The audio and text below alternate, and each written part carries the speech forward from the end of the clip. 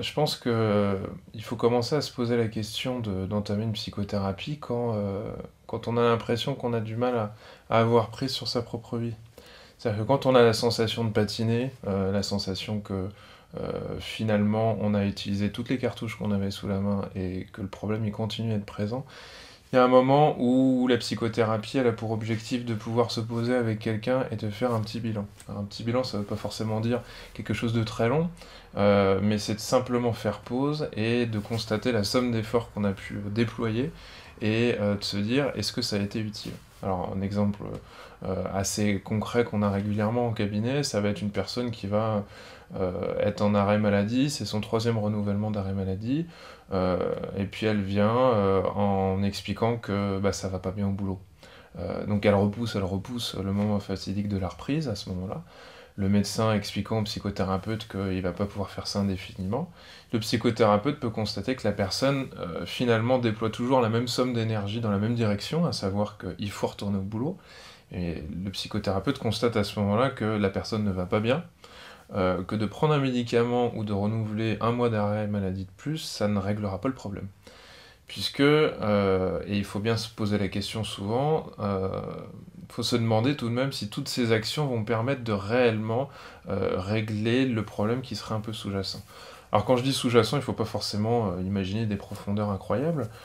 Tout simplement, quand la personne ne veut plus retourner au boulot, bah, peut-être qu'il y a des questions à se poser en termes de relations avec les collègues, peut-être que la personne n'ose pas se dire que ce boulot n'est pas fait pour elle. Mais pour pouvoir se poser cette question, encore faut-il faire pause un petit instant et ne pas croire que avaler un médicament va nous faire oublier ou passer à autre chose. On n'a finalement qu'une vie, elle peut rapidement perdre de son sens, et je pense que le psychothérapeute doit permettre à un moment donné d'aider les gens à faire un petit bilan et à se demander qu'est-ce qui se passe. On peut avoir d'autres exemples, on peut avoir une maman qui constate qu'avec sa fille, il y a des crises de colère, et puis elle se met à tout casser, et puis elle écoute plus rien, et puis elle rentre, il est 1 heure du matin, euh, et puis finalement c'était une enfant qui était très joviale, très sympathique, elle écoutait beaucoup sa maman, et puis c'est plus le cas. Bon, une fois les discussions épuisées, une fois les discussions avec toute la famille autour d'une table bien faite, et constatant que la fille va toujours pas bien et continue à faire n'importe quoi, il peut être de bon ton d'aller s'interroger avec quelqu'un dont c'est le métier, d'essayer de comprendre qu'est-ce qui s'est joué et qu'est-ce qui a pu nous échapper.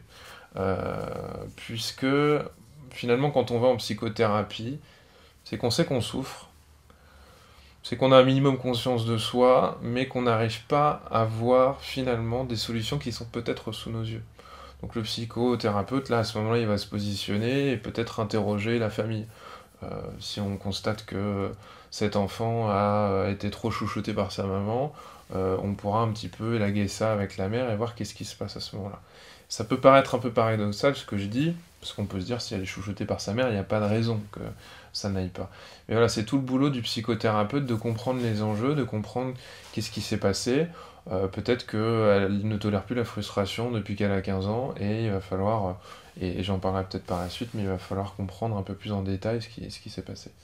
Euh, on peut avoir aussi d'autres exemples. Une femme, par exemple, qui va constater que ça fait au moins le sixième couple qui ne fonctionne pas.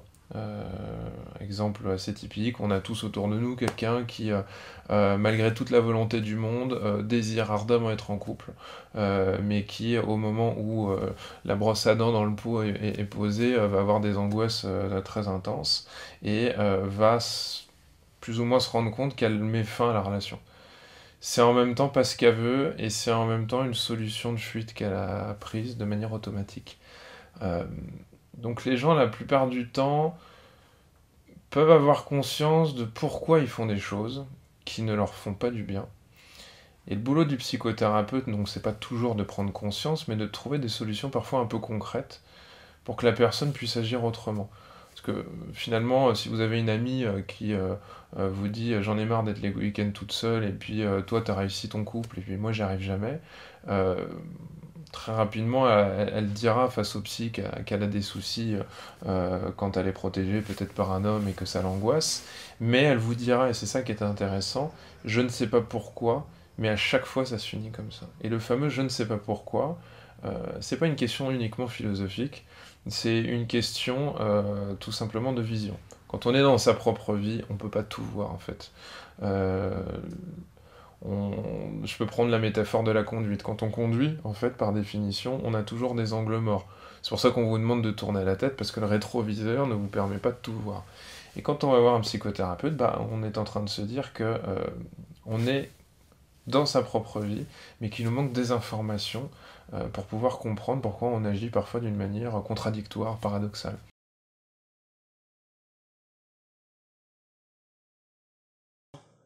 Alors, quel psy choisir? Alors déjà, le terme psy est assez générique, il est assez large. Pour faire très simple, la première distinction qu'on peut faire, c'est entre les psychiatres et les psychologues. Les psychiatres sont des spécialistes, la psychiatrie est une spécialité médicale, au même titre que la gynécologie, que l'ophtalmologie, etc. Les psychologues n'ont pas une formation médicale à proprement parler, c'est des spécialistes en sciences humaines. Donc, ce que ça implique donc très simplement, c'est que les psychiatres sont en capacité, en tant que médecins, à prescrire des médicaments, contrairement aux psychologues. Il faut savoir donc, encore une fois, puisque ce sont des médecins, il y a des possibilités de remboursement complète ou partiel de certaines séances. Euh, on peut aussi ajouter que la plupart du temps, on est amené à avoir plutôt un psychiatre dans des cas qui on va dire, sont un peu plus lourds ou un peu plus compliqués à gérer, et qui, bah, le plus souvent, nécessitent un traitement médicamenteux. Quand quelqu'un est dans une dépression très grave, très intense, ou dans une anxiété très importante, on peut avoir des idées suicidaires, etc., ou commence à avoir des hallucinations, des sensations étranges, là, je pense qu'il est du ressort de la psychiatrie à ce moment. Ce qui ne veut pas dire que ça va pas forcément devenir chronique et se pérenniser, mais ça va nécessiter, au moins pour un temps, une aide médicamenteuse. Et parfois, on ne peut pas faire l'impasse là-dessus. Ce qui ne veut pas dire que c'est pas complémentaire avec le psychologue. Euh, donc ça, ce sont des métiers. Le psychologue donc n'a pas de consultation remboursée. Bon, il faut savoir que maintenant, de plus en plus, les mutuelles permettent de rembourser certaines séances, comme l'ostéo, comme le clinique, etc.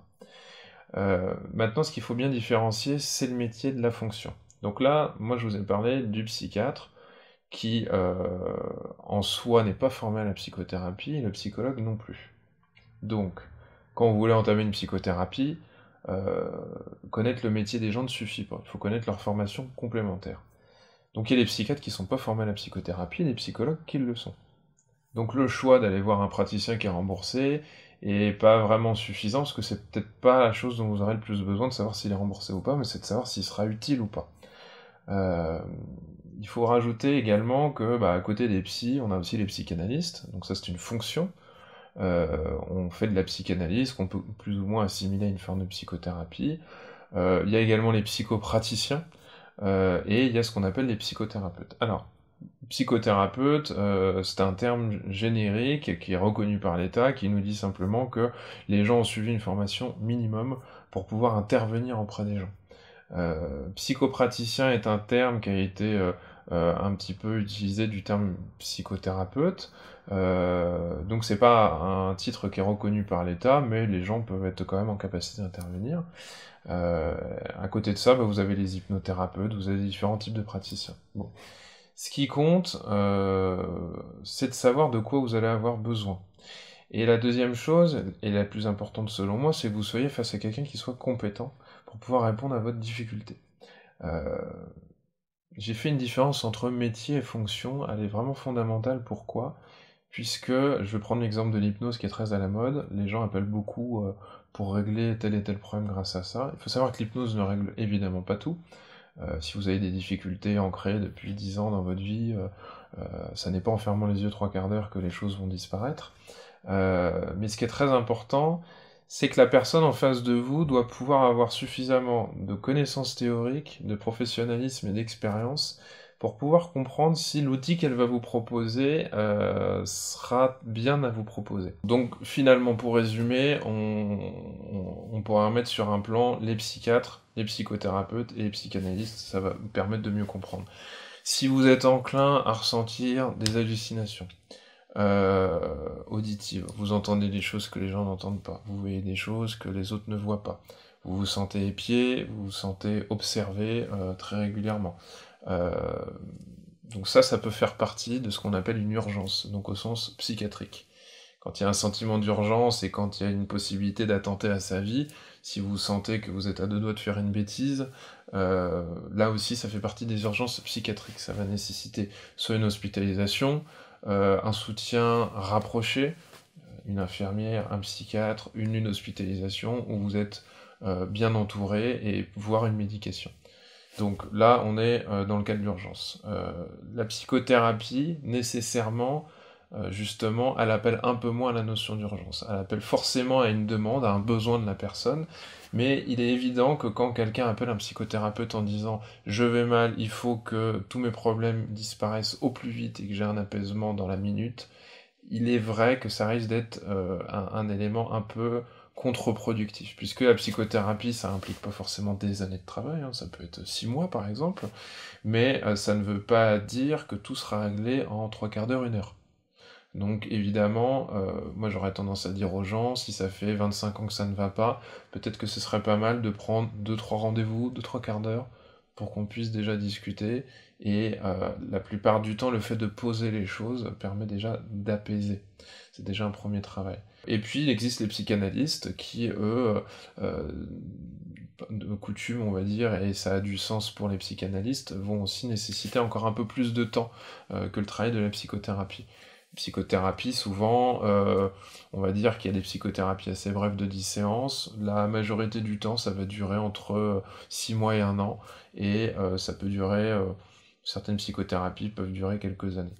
Dans la psychanalyse, on peut plus largement aller dans un travail d'introspection, c'est-à-dire de réflexion sur soi-même, de retravail de l'histoire, qui je suis, d'où je sors, etc. Et ça va nécessiter un travail sur le beaucoup plus long terme. Quelqu'un qui ressent l'urgence d'être apaisé très rapidement dans ses sensations parce qu'il a peur de faire une bêtise, est moins adapté pour aller s'installer sur le divan d'un psychanalyste.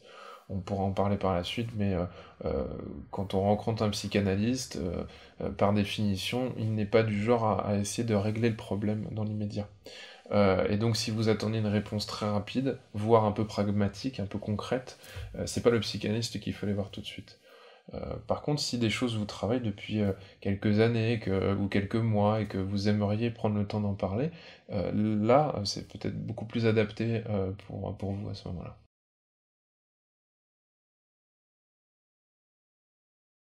Une psychothérapie, c'est la rencontre d'une personne qui est finalement experte de sa vie. Elle la connaît mieux que le praticien, évidemment. Mais comme on l'a dit tout à l'heure, elle a certains angles morts, elle voit certaines choses se répéter, elle a certaines souffrances qui reviennent régulièrement, elle a certains blocages qu'elle commence à identifier, qu'elle ne comprend pas et qu'elle n'arrive pas à dépasser. Donc c'est la rencontre de cette expertise du patient avec l'expertise d'un praticien, en fait. Puisque vous êtes face à une personne à ce moment-là qui a l'habitude de voir certains types de problèmes, des problématiques amoureuses, des problématiques addictives, des problématiques par rapport au travail, et qui a l'habitude de ce genre de vicissitudes, de certaines difficultés de la vie.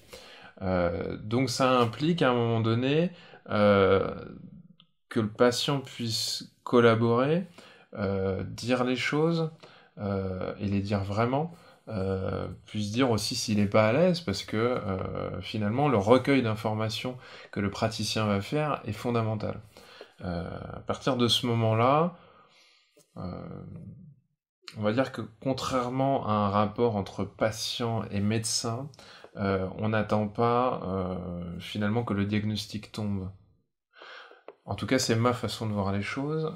Il est délicat et très compliqué d'imaginer qu'au bout de 3 rendez-vous, on dise à une personne, vous avez tel problème, il va falloir faire telle chose, et puis après ça ira mieux. C'est une aventure à deux.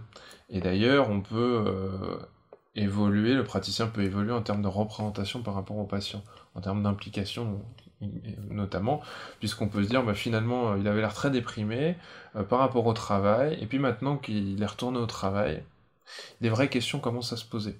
Puis je me rends compte qu'il n'a pas de problème de dépression du tout. Je me rends compte que finalement il a peur des challenges.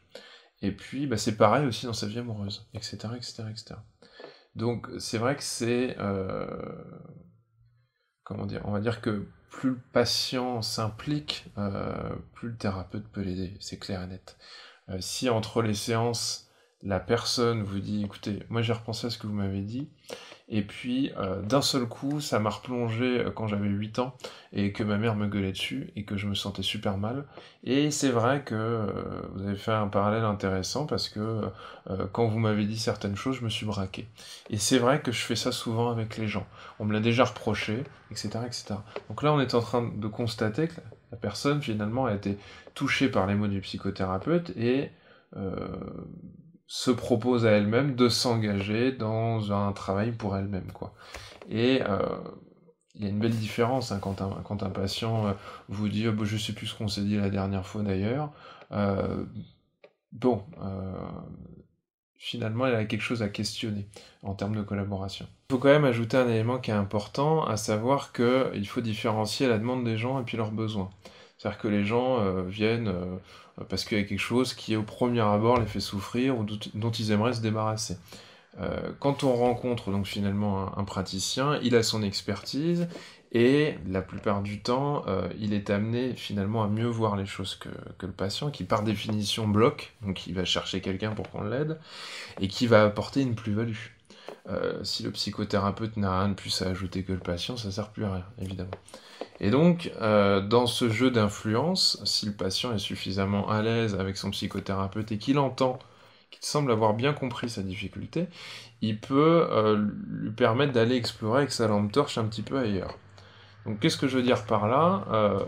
Les gens peuvent avoir des demandes particulières, mais avoir des besoins à d'autres endroits. Heu, Imaginons donc, la mère de tout à l'heure qui a un problème, parce qu'à la maison ça crie et qui insiste en disant au psy: «Il faudrait absolument que vous rencontriez ma fille parce qu'elle fait n'importe quoi». Bon, la fille vient et puis, le psy constate que ça va plus ou moins.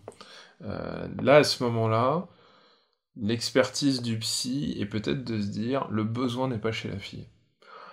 Peut-être que la mère, elle a besoin de parler et puis peut-être, on sait jamais, je vous donne cet exemple comme ça, il faudrait convoquer le couple. Pas le couple conjugal, mais le couple parental. Parce que, en fait, monsieur il a jamais été trop présent. Le cas assez classique qu'on va entendre assez régulièrement auprès du psy et donc monsieur n'a jamais été vraiment présent et le fait de discuter, de la question éducative entre madame et monsieur et le psychothérapeute va peut-être permettre de débloquer et il arrive très souvent qu'au bout de quelques séances, on vous dise: «Mais, vous vous rendez compte, c'est très étrange, notre fille ne fait plus de crise à la maison». Donc il est très important, pour le psychothérapeute d'avoir un minimum d'autorisation du patient à aller investiguer les choses sur un plan un peu plus large. Heu, Puisque, on peut se plaindre d'une chose et puis la difficulté peut se retrouver ailleurs. Hem Un exemple qu'on peut donner, l'analogie avec la médecine, j'arrive chez le médecin, j'ai mal au ventre. J'ai très mal au ventre depuis 2 jours et puis, les choses à la mode maintenant, c'est d'aller faire son diagnostic, par internet, et les médecins s'en plaignent beaucoup d'ailleurs parce que les gens arrivent en disant, «Prescrivez-moi ça» et j'ai tel problème. Donc si moi je suis persuadé d'avoir une gastro-entérite et que j'ai besoin d'une prescription d'Imodium et que je veux pas entendre le médecin, a priori le médecin va pas vous faire d'ordonnance. Il va vous dire la chose magique: «Attendez que je vous ausculte». Il va poser des questions, il va palper, il va vérifier ce qui se passe. Et puis, bah, peut-être qu'il va constater autre chose, quoi. Il va peut-être constater que vous avez une appendicite, il va peut-être constater que vous avez un ulcère, il va peut-être vous demander une prise de sang, et puis il va peut-être suspecter un problème plus grave, ou peut-être moins grave. En médecine, il y a aussi ce qu'on appelle les douleurs référées ou les douleurs projetées, c'est-à-dire que vous avez mal à un endroit, mais c'est parce qu'il y a un dérèglement à un autre organe. Donc vous voyez, la médecine est quelque chose de compliqué, mais chez un psychothérapeute, c'est pareil en fait. Et si tous les patients qui rentraient chez un médecin ou chez un psychothérapeute savaient exactement quel était leur problème et quel était le bon outil à utiliser, bah ça voudrait rien dire tout ça n'aurait aucun sens. Les gens ne viendraient plus finalement, ils se soigneraient eux-mêmes. Voilà. Donc, ce que je suis en train de dire, c'est que la psychothérapie, c'est un appel à la rencontre, et bien évidemment, parfois, on est persuadé qu'il va falloir faire ça pour que tout aille mieux. Si finalement mon mari arrêtait de râler à la maison et faisait un peu plus les tâches ménagères, tout ira mieux dans notre couple. Et puis le jour où le mari fait tout, bah, finalement la femme va pas mieux. Vous voyez? Donc là encore, c'est pas très grave si les gens sont dans une bonne relation avec le psychothérapeute, ils viennent constater ça et on réoriente l'évaluation et on se rend compte que finalement on n'a peut-être pas travaillé au bon endroit. Mais voilà, s'il y a une déception, les gens sont amenés à partir parce qu'en fait, ils ont fait une commande, la commande est validée, mais ça ne va pas mieux. Ce que disait François Roustan, qui était un superviseur, un ancien psychanalyste qui est devenu hypnothérapeute, il disait quelque chose de très simple. L'important, quand on veut déplacer une pierre, c'est pas le levier, c'est où est-ce qu'on va placer le levier. Et donc, on a du travail à vide quand on n'arrive pas à évaluer la bonne chose à faire pour le patient. Donc, voilà, les personnes arrivent avec un symptôme d'appel, ça ne veut pas pour autant dire qu'il faut supprimer ce symptôme à ce moment-là. Si on va un tout petit peu plus dans l'explication de comment ça marche, il faut pouvoir, le psychothérapeute doit pouvoir comprendre quelle est la fonction du problème.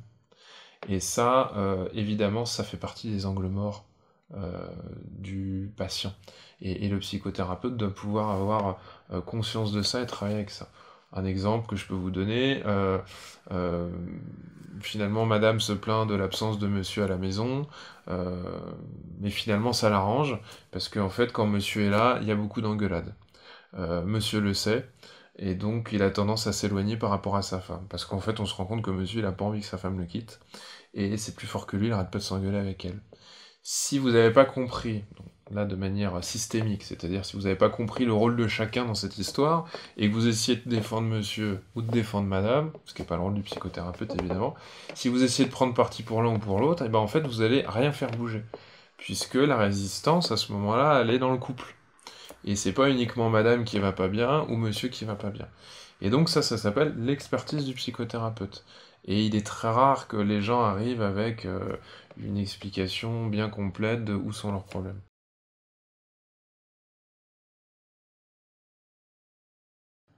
Alors, pour commencer, il faut savoir que des psychothérapies, comme on le sait, il y en a plein qui existent, et il y en a plusieurs centaines même.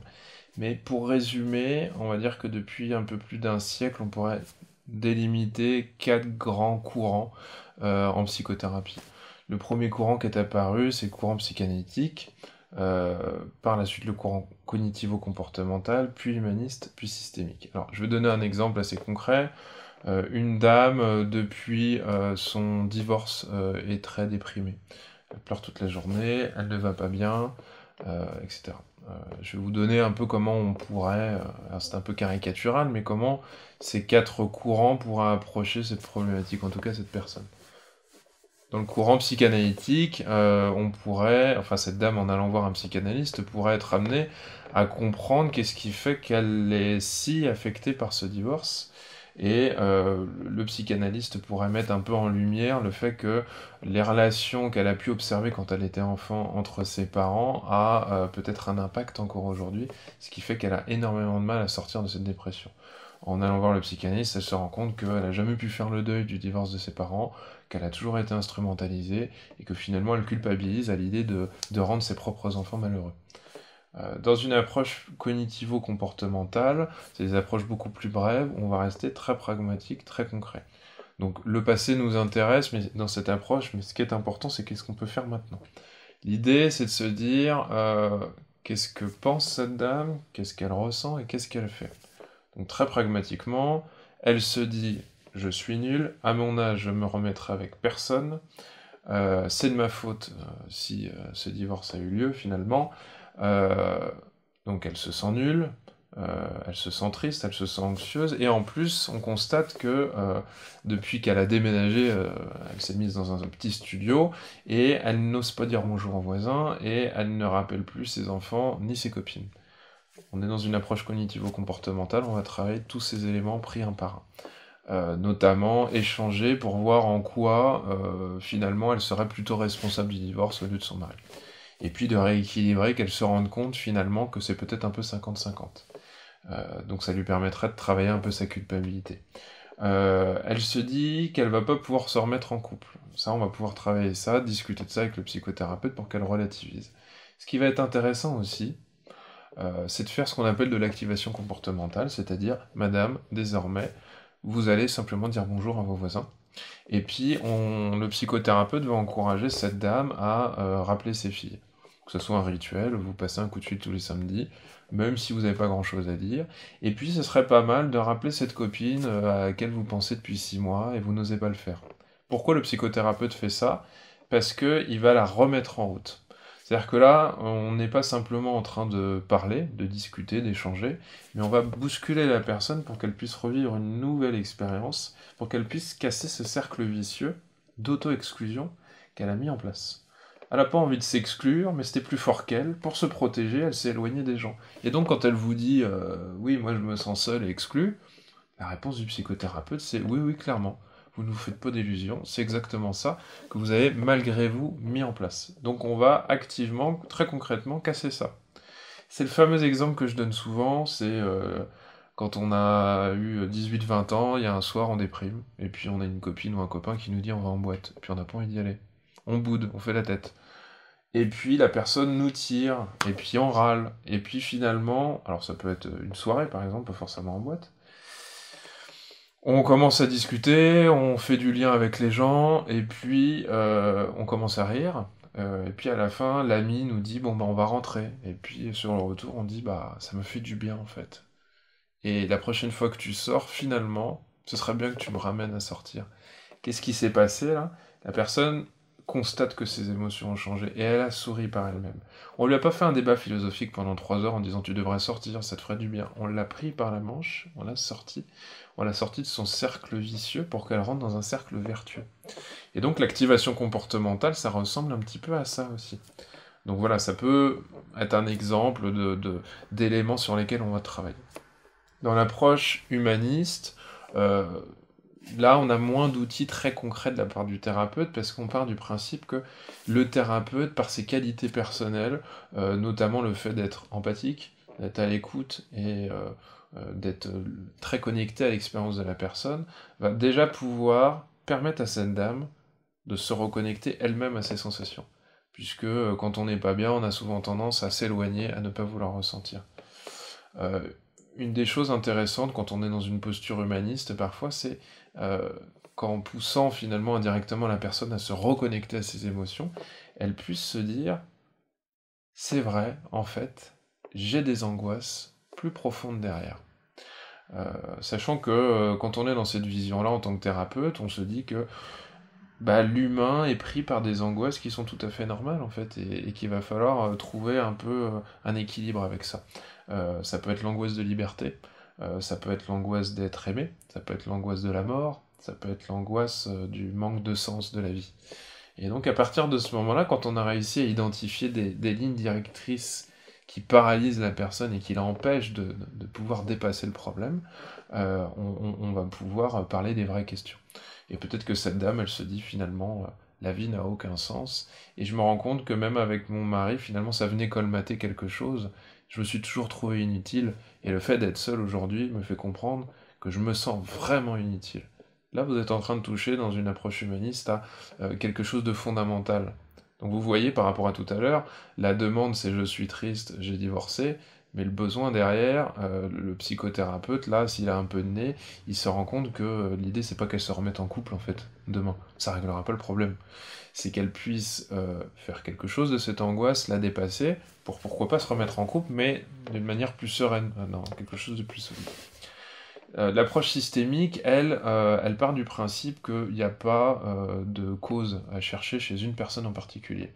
Qu'on est toujours relié à un groupe de personnes, à un système, alors ça peut être au travail, ça peut être dans une famille, et que finalement, quand on veut essayer de modifier quelque chose, il faut pouvoir, comment dire, essayer de ne pas chercher quel est le premier entre l'œuf et la poule. Donc, est-ce que le divorce s'est fait parce que madame était trop exigeante? L'idée en systémie, c'est certainement pas de se dire ça, c'est de se dire que dans la communication, il y avait quelque chose qui ne fonctionnait plus. Et donc, si elle est amenée à rencontrer un homme, par exemple, et qu'il y a des difficultés, L'idée, c'est pas d'essayer de, comment dire, réparer ou faire de la thérapie chez cette dame, mais c'est d'essayer peut-être de la rencontrer avec ce nouveau monsieur avec qui elle s'entend moyennement, mais qu'elle aime, et d'essayer de comprendre non pas en quoi lui ne fonctionne pas bien, en quoi elle fonctionne pas bien, mais de voir dans quel schéma de répétition ils se retrouvent tous les deux. C'est-à-dire que elle, peut-être qu'elle a besoin d'un prince charmant qui va lui dire je t'aime et puis je ne te quitterai jamais. Ce qu'il fait, mais elle, ça va même peut-être résonner dans un schéma en elle, c'est quand un homme me fait des promesses et qu'il me dit ça, c'est qu'il me ment. Donc vous voyez que là, on est dans un paradoxe communicationnel. Le monsieur, il n'a pas vraiment conscience de ça, il comprend pas ce qu'il fait les bonnes choses, il aime profondément cette dame, on imagine que c'est 2 ans après, il aime profondément cette dame, elle le sent, mais c'est plus fort qu'elle. Quand il lui envoie ce signal, ça la crispe en même temps que ça lui fait plaisir. Mais elle se rend pas compte, elle sait pas ce qui se passe. Et donc là, on peut avoir besoin, dans une approche systémique, d'avoir les deux personnes en présence pour pouvoir démêler un petit peu, euh, pas vraiment démêler d'ailleurs, je dirais, mais plutôt essayer de comprendre dans quel manège on est. Il y a un thérapeute qui s'appelait Moni Elkaïm qui donne un exemple sublime par rapport au couple.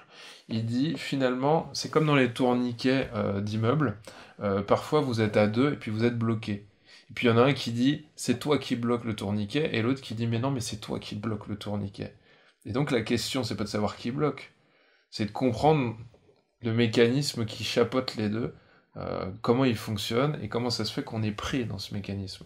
Et c'est vrai qu'une approche systémique, elle peut être beaucoup plus efficiente et moins culpabilisante, et elle explique finalement que les responsabilités, elles sont partagées. Voilà.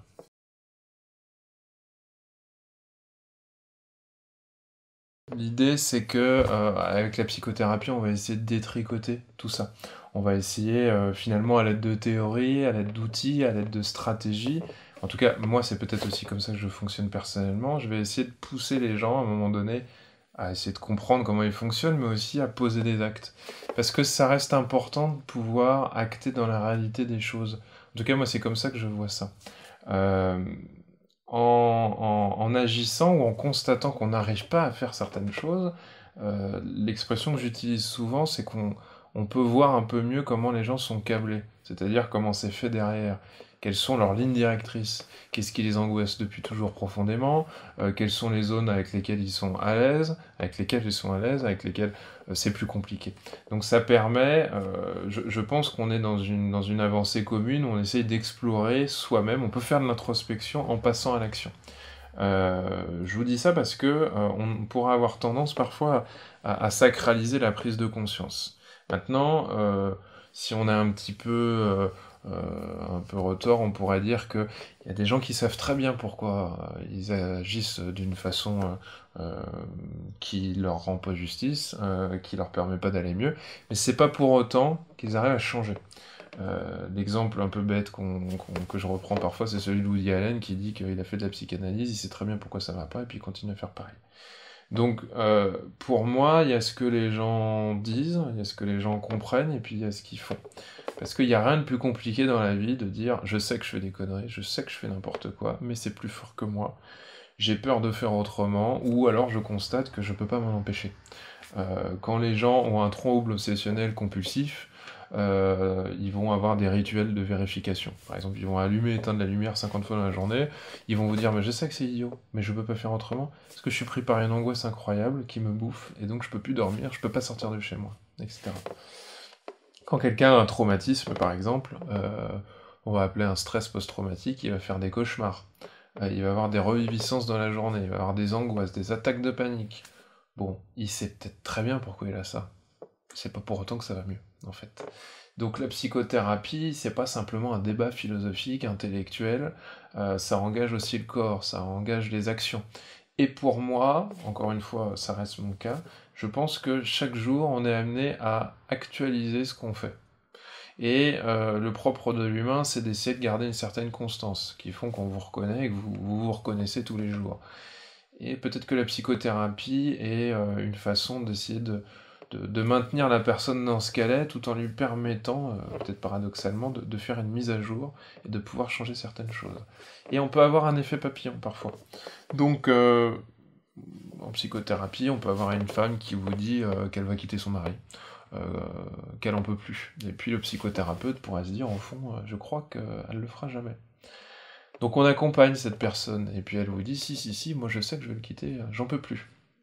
Jusqu'au jour, en fait, elle s'effondre en pleurant, elle vous dit: «J'y arrive pas». Pour moi, là, à ce moment-là, c'est pas un échec du psychothérapeute, on est en cours de route, on est en train d'avancer. Elle se dit: «Mon psychothérapeute peut pas m'aider, je n'y arrive pas, je suis déprimée», et là, le psychothérapeute, finalement, il lui permet de comprendre comment elle est câblée. Et en fait, cette dame, elle est très angoissée à l'idée d'être seule. Et c'est peut-être ça le problème. C'est pas tant son mari, c'est peut-être que fondamentalement, en fait, son mari, elle l'aime plus, mais elle veut pas se retrouver toute seule. Donc à partir du moment où on a compris ça, on a déjà fait un grand pas. Et la personne commence à entendre ce qu'elle se raconte. Parce que c'est aussi une des grandes difficultés quand on fait de la psychothérapie, c'est que les gens viennent, notamment avec une image d'eux qui n'est pas forcément la plus réaliste du monde. Ils se disent des choses qu'ils aimeraient faire, des choses qu'ils aimeraient devenir, ils se projettent beaucoup de choses, et il faut pouvoir travailler ça. Donc ce décalage entre ce que je suis et ce que je me dis que je suis est très important.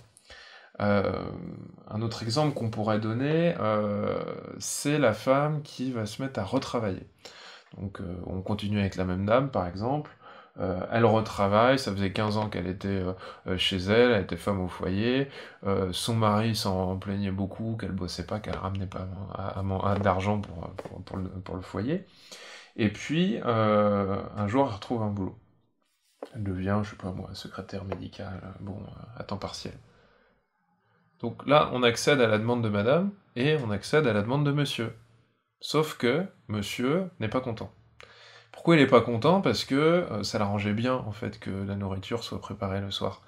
Et puis, en fait, on est en train de se rendre compte que cette dame, le fait que son homme soit jaloux, ça lui plaisait bien. Lui, ça l'irrite. Parce que lui, en fait, depuis que sa femme bosse, il est très angoissé. Il sait pas où elle est. Avant, il savait très bien qu'elle était à la cuisine, ou elle était à l'école pour chercher les gosses. Sauf que maintenant, madame, elle rentre plus, enfin, elle rentre finalement du travail, mais en plus, elle rentre même pas à 17h, elle rentre à 19h, parce qu'elle va aller boire un coup avec ses copines. Et donc là, vous voyez que on accède à la demande de madame, qui est de plus en plus souriante, qui vous dit merci, qui dit merci au psychothérapeute, et puis on a un mari qui est de plus en plus angoissé, de plus en plus agressif, qui commence à lui parler de travers, parce que en fait, il est extrêmement jaloux. Donc vous voyez que on peut accéder à une demande, mais ça vient bouleverser un équilibre, parfois. Euh, Parce que les gens, par définition, en vivant, ils trouvent toujours un équilibre. Même si parfois c'est un équilibre qui est très précaire, ils sont pas toujours amenés à pouvoir en changer facilement. Euh, ce qui m'amène à vous dire finalement que les problèmes ont souvent une fonction. Ça permet d'éviter certaines choses. Cette dame, par exemple, ça lui permettait d'éviter de séduire. Ça lui permettait peut-être de se dire, enfin de ne pas se dire qu'avec son mari ça ne va pas. Maintenant qu'elle a son indépendance financière, bah, elle est confrontée à des choix. Parce qu'elle va plus pouvoir dire au thérapeute qu'elle est obligée de rester. Parce que si elle gagne sa vie, bah, peut-être qu'il va falloir se poser la question de est-ce que je reste avec lui? Donc vous voyez la somme de fonctions que ça vient remplir, le fait de rester à la maison à ce moment-là.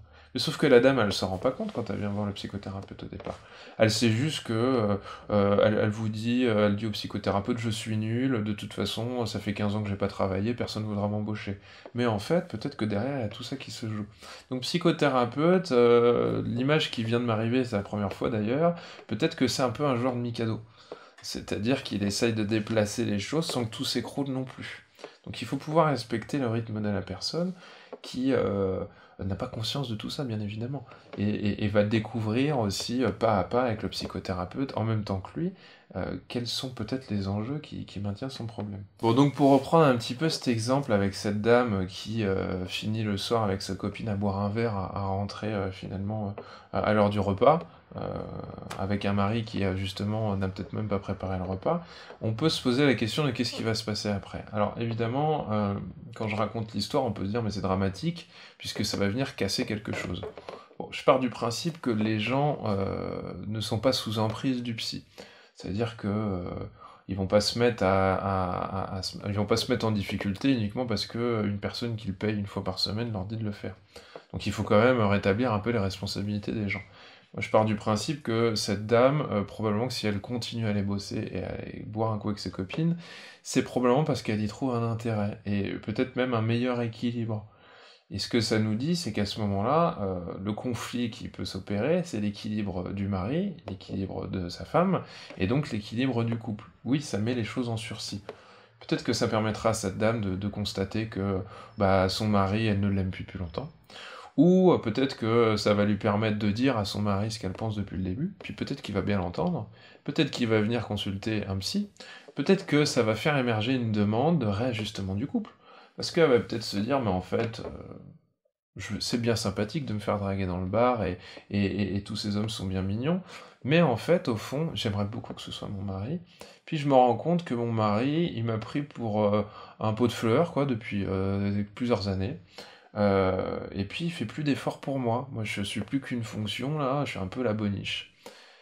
Bah écoutez, moi je pense qu'à ce moment-là, ça participe à un acte d'émancipation pour cette dame. Et alors c'est plus facile pour moi puisque je suis un homme, et donc les hommes ont moins peur de moi que si j'étais une femme, mais j'aurais tendance à dire, si ça s'y prête, peut-être que monsieur devrait venir avec sa femme pour qu'on puisse parler de tout ça. Parce que s'il aime sa femme, bah peut-être qu'il va falloir réajuster un peu le couple. On, à ce moment-là, moi j'imagine que le couple c'est un système, et on peut pas partir du principe qu'un système va rester figé jusqu'à la mort. Un système, c'est un élément humain, et à la manière de la respiration, ça doit s'alimenter de l'oxygène et ça doit expirer du CO2. Donc, un couple, ça doit vivre. Ça peut pas rester figé comme il y a 30, 40 ou 50 ans. Donc, le départ des enfants, la retraite, le vieillissement, etc., etc., le changement d'emploi va faire que le système couple va être déséquilibré. Là, quand la dame est venue me voir, on était dans la crise. Je pense que cette crise, on peut l'accompagner. Peut-être que si le mari se redécouvre une certaine passion pour sa femme, ou alors lui se permet d'aller voir un peu ses copains, qu'elle, elle l'accepte, et que finalement, bah, ils arrivent à se retrouver autour d'un restaurant, ce qu'ils n'ont pas fait depuis 8 ans, bah, il pourrait se passer quelque chose d'intéressant. Peut-être que, vous voyez, là, à ce moment-là, on n'est plus dans la catastrophe du couple qui explose, mais peut-être que madame, par sa souffrance et par son courage à en sortir avec la psychothérapie, elle va permettre au couple bah, de revivre une deuxième étape finalement. Et ce serait peut-être intéressant de voir les choses comme ça. Donc on pourrait se dire, si on s'arrête au début, bah, finalement le psychothérapeute il a accéléré la cassure du couple. Alors déjà, si on s'intéresse au couple, on peut pas dire que le psychothérapeute est là pour que tout le monde reste ensemble quoi qu'il arrive. Il y a des endroits, il y a des situations plutôt où quand un homme est maltraitant et frappe sa femme, bah, peut-être que le psychothérapeute il doit permettre à la femme de s'émanciper et de partir. C'est pas un coach à ce moment-là, il n'est pas là pour prendre des décisions, mais il peut fortement suggérer que pour la sécurité des enfants et de la dame, il faut qu'elle parte. Donc il y a des moments où je pense que le bon sens peut quand même s'inviter en psychothérapie. Même si on n'est pas là pour être normatif, il faut pouvoir dire les choses. Peut-être que cette dame, elle a besoin de l'entendre d'ailleurs à ce moment-là, de quelqu'un qui incarne normalement un respect pour soi, à savoir le psychothérapeute. Donc c'est un peu en poupée russe. C'est en cela où la psychothérapie ne peut pas s'établir sur des modèles à suivre, des étapes bien carrées à franchir. Moi, quand quelqu'un me dit je suis déprimé, est-ce que vous pouvez faire quelque chose pour moi? Je lui dis nécessairement on se rencontre au moins une fois et puis on verra ce qui va se passer. Parce que je ne sais pas ce que ça veut dire sa dépression. Il n'y a pas une seule façon d'en avoir marre de son mari, il n'y a pas une seule façon d'être traumatisé, il n'y a pas une seule façon d'être déprimé, il y a plusieurs façons de se retrouver dans ces situations. Et parfois, on a le bonheur de constater qu'en 5, 6 séances, ben, il y a des miracles qui se font, quoi. Il suffit parfois de pas grand-chose. On s'embarque pas forcément pour des années et des années de suivi.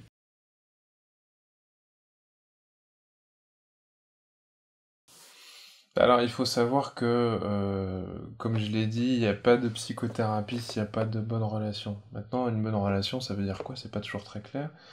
Évidemment, pour commencer, je vais dire quelque chose d'évident, mais un psychothérapeute, c'est un être humain, donc forcément, il peut y avoir des psychothérapeutes qui sont mauvais, pas uniquement parce qu'ils sont pas bons dans leur profession, mais parce que humainement, en fait, ils devraient pas être là ou ils devraient fonctionner autrement. D'où l'intérêt d'avoir parfois une supervision, d'avoir un collègue qui épaule. Euh, il faut savoir, ça la recherche l'a toujours montré depuis des années, que les premiers rendez-vous, les 3 premiers rendez-vous avec le patient doivent bien se passer. C'est-à-dire que la personne doit se sentir un minimum entendue, acceptée, respectée, qu'elle puisse se sentir à l'aise, en sécurité pour pouvoir dire des choses. Si on a l'impression que le psy est très jugeant, mais vraiment très jugeant, agressif, dictatorial, je pense qu'à un moment donné, il faut pouvoir se poser les vraies questions. Est-ce que c'est moi qui ressens ça, ou est-ce que c'est le psy en face de moi qui a des difficultés personnelles, ce que je lui dis, il n'arrive pas à le gérer? Faut quand même pas oublier que psychothérapeute, si c'est vraiment un métier, il y a des choses qu'on ne devrait pas voir apparaître comme ça. Que moi je puisse dire à quelqu'un, écoutez, je me sens agressé quand vous levez le ton, et ça me met mal à l'aise, là on est en train d'explorer ensemble quelque chose. Mais si je me sens agressé par le patient et que je commence à me lever, à lui crier dessus, en fait je suis plus psychothérapeute, ça veut plus rien dire du tout. Ça n'est plus, je ne me sers plus de nos émotions pour avancer, j'en fais une affaire personnelle. Et le psychothérapeute n'est pas là pour régler ses affaires personnelles, c'est clair. Euh, il y a une chose aussi, qui s'apparente parfois à des mouvements d'emprise sectaire, dont j'entends parfois parler, c'est cet enfermement que certains patients vivent avec le temps, comme s'ils étaient happés par un psychothérapeute gourou, et s'éloignent, se mettent à critiquer les gens, ne se connectent plus à rien, quittent leur boulot, ne parlent plus à leur famille, ne parlent plus... Voilà. Moi je ne pense pas que ce soit une voie à l'extérieur, là, comment dire, ce soit bon signe. Qu'on puisse à un moment donné rompre avec le fonctionnement de parents maltraitants par exemple, c'est tout à fait entendable, qu'il puisse y avoir des échanges, qu'on puisse à un moment donné renoncer, ok. Mais quand la personne est en train de s'éloigner de tout, et d'avoir comme seule référence son psy, ça s'apparente à un phénomène d'emprise.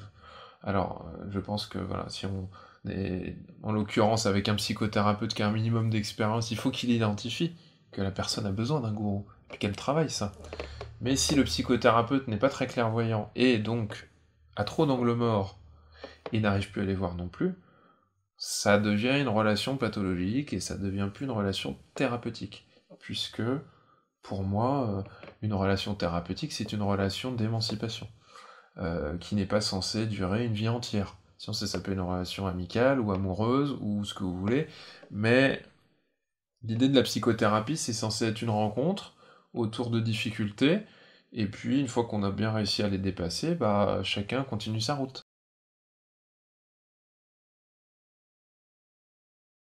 Quand est-ce qu'on finit une psychothérapie, puis comment on la finit, c'est une grande question. On peut déjà y répondre simplement si vous êtes centré sur un symptôme qui doit disparaître. Je vais arrêter de fumer, j'ai des attaques de panique, j'en ai marre de pleurer. Si l'objectif du départ est encore en cours de route et toujours celui-là, bah, la réponse elle est simple, hein. Si ça a disparu, la psychothérapie n'a plus lieu d'être. Maintenant, comme je l'ai dit tout à l'heure, parfois un problème peut amener à une discussion. Moi, je pense que déjà, et c'est très important de dire que la fin d'une psychothérapie, ça peut pas uniquement se décider du côté du psy. Ça peut paraître évident, mais je sais que certaines personnes, justement peut-être prises un peu trop dans la dépendance ou dans le regard du psy, attendent la permission pour pouvoir arrêter. Je pense que si on se dit je veux arrêter et qu'on perçoit que le psychothérapeute ne veut pas qu'on arrête, là, c'est prétexte à un échange. Là, c'est prétexte à une discussion parce que vous n'êtes pas du tout d'accord sur la vision entre thérapeute et patient. Donc, habituellement, quand les choses sont, entre guillemets, assez classiques, la fin de la psychothérapie, elle arrive un peu aux yeux des gens de manière évidente, quoi. Ce qui m'intéresse plus, c'est finalement quand le psychothérapeute se dit c'est terminé et que le patient veut vraiment continuer, ou inversement, le patient se dit j'en peux plus, il faut que j'arrête, et le thérapeute ne voit pas du tout le problème et veut continuer. Là, à ce moment-là, pour moi, on est dans quelque chose de très compliqué, et j'encourage les patients, comme ils le peuvent, à pouvoir à un moment donné verbaliser ça. Et pas uniquement avec les copains et les copines, mais de pouvoir acter ça concrètement et de dire les choses parce que c'est très désagréable quand même d'être face à un professionnel et de lui mettre un lapin, de partir en courant parce que apparemment on lui parle de notre désaccord et puis il veut pas l'entendre. Euh, les Américains utilisent le terme de client qui est pas très beau pour les Français, mais je le trouve intéressant parce que ça veut dire qu'on vient chercher un service. Et donc on a le droit à un moment donné de ne pas être content et on a le droit de dire écoutez, moi je ne comprends pas exactement comment vous faites, ou voilà, je suis pas en accord avec votre façon de voir les choses. Ça nous amène finalement à la question de comment on pourrait constater que la psychothérapie a bien fonctionné. Je pense qu'il faut rester assez concret, assez simple, assez pragmatique. Est-ce que les gens sont heureux, plus heureux qu'avant? Est-ce qu'ils sourient? Euh, je crois qu'il y a un équilibre à trouver entre la question de je veux comprendre pourquoi ça ne va pas et je laisse la vie faire. Il faut pouvoir trouver voilà, cette balance naturelle. Les gens qui viennent en consultation souvent sont obsédés par la question du pourquoi. Si à la fin de la psychothérapie, la question du pourquoi est toujours ouverte, pour moi, il y a de fortes chances que la psychothérapie n'ait pas réussi en fait. Puisque la vie, c'est un mélange à la fois de réflexion et puis de sensations de vie, quoi. La vie, c'est ça, hein, par définition. Et je pense que la psychothérapie doit au moins amener à ça. Euh, donc c'est cette sorte de réduction d'une tendance un peu obsessionnelle à vouloir comprendre, à vouloir régler ses comptes aussi. Donc il y a une forme de lâcher prise aussi qui doit se faire. L'exemple que je donne, qu'on retrouve assez souvent, c'est finalement l'homme ou la femme qui est en attente par rapport à ses parents d'être aimé d'une certaine manière et qui a été maltraité. Donc il y a plein de gens que je rencontre qui ont été battus par leurs parents, qui ont été toujours déconsidérés, mis de côté. Bon, bah, quand on est face à ce genre de situation dans le présent, pour moi, un des indicateurs qu'on est vraiment en train de s'en sortir, c'est qu'on n'essaye plus de recontacter ses parents toutes les 5 minutes en espérant un jour qu'ils deviennent ce qu'ils ne peuvent pas devenir. Donc ça paraît très simple dit comme ça à la caméra, mais parfois on est pris par des émotions, c'est plus fort que nous, et on attend quelque chose que l'autre ne peut pas nous donner. Et je trouve que être en paix avec ça, et pas simplement se dire oui oui c'est bon je suis passé à autre chose, mais accepter profondément et avec on va dire voilà peut-être une certaine dose de spiritualité que finalement euh, les gens derrière mes parents, c'est-à-dire leurs voisins ou mes amis ou telle personne que je connais depuis 3 ans, peuvent remplir une fonction qui est tout aussi satisfaisante. Je pense que ça nous montre euh, que le ruisseau a pu se frayer un autre chemin. Euh, L'idée à ce moment-là, quand la personne continue à appeler ses parents ou à aller vers eux alors que ça ne va pas, euh, moi je me dis que oui, les parents sont peut-être maltraitants, mais la personne est encore en position de se faire maltraiter. Et donc j'interroge ça. Ce qui m'intéresse, donc je reprends souvent la question des parents maltraitants parce que ça revient très très souvent. Ou en tout cas des attentes un peu voilà, déçues. Mais ça peut être par rapport au travail en fait. Si une personne continue à s'entêter, à aller dans un style de travail, à être malheureuse, il y a un moment, il faut aussi, je pense, qu'il signe la réussite ou l'évolution dans la psychothérapie, c'est peut-être d'avoir non pas essayé de combattre pour correspondre à un système, mais de pouvoir trouver sa place dans le système. Donc si on veut absolument être comptable et que dans toutes les entreprises on n'arrive pas à assurer ce métier, bah, peut-être que la vraie question, c'est pas de prendre un médicament, c'est pas de faire un arrêt maladie supplémentaire, c'est pas non plus d'aller faire des stages pour gérer son burn-out, ou c'est peut-être pas d'aller faire de la méditation. Peut-être que tout ça, ça veut rien dire en fait, si on réfléchit bien. Peut-être que c'est de se demander mais pourquoi on va absolument essayer de rentrer par une porte qui est fermée, quoi, qui nous correspond pas, qui nous met mal.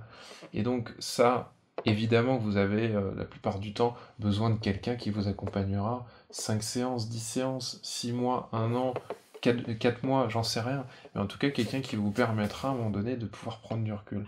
Parce que par définition, on ne peut pas avoir le nez dans le guidon et avoir suffisamment de recul. Voilà.